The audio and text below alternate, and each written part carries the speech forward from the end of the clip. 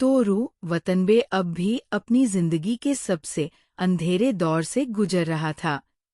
नाउकों की मौत के बाद वो खुद को पूरी तरह से दुनिया से काट चुका था, लेकिन कहीं न कहीं मिडोरी की बातें उसके भीतर गूंज रही थी।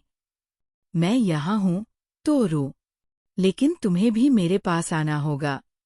क्या वह सच में आगे बढ़ सकता था?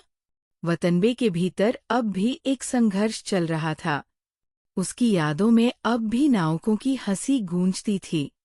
उसकी आंखों में वह मासूमियत तैरती थी।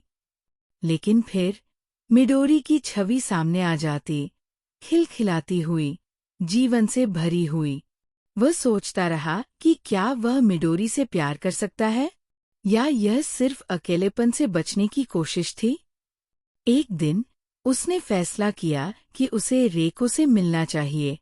जब वह रेको से मिला तो उसने देखा कि उसके चेहरे पर एक अजीब सा सुकून था। तोरू, तुम कैसा महसूस कर रहे हो? रेको ने पूछा। वतनबे ने धीरे से कहा, पता नहीं, लेकिन मैं अब भी कहीं खोया हुआ हूँ। रेको ने गहरी सांस ली और कहा, नाउको की यादें तुम्हारे साथ हमेशा रहेंगी, लेकिन तुम उसे अपने जीवन पर हावी मत होने दो। वह चाहती थी कि तुम खुश रहो। उस रात रेको ने गिटार बजाया और एक पुराना गीत गाया, वही गीत जो कभी नाउको सुनती थी। वतनबे की आंखें नम थीं, लेकिन पहली बार उसने महसूस किया कि शायद उसे अतीत से बाहर निकलना चाहिए। अगली सुबह उसने मिडोरी को फोन किया।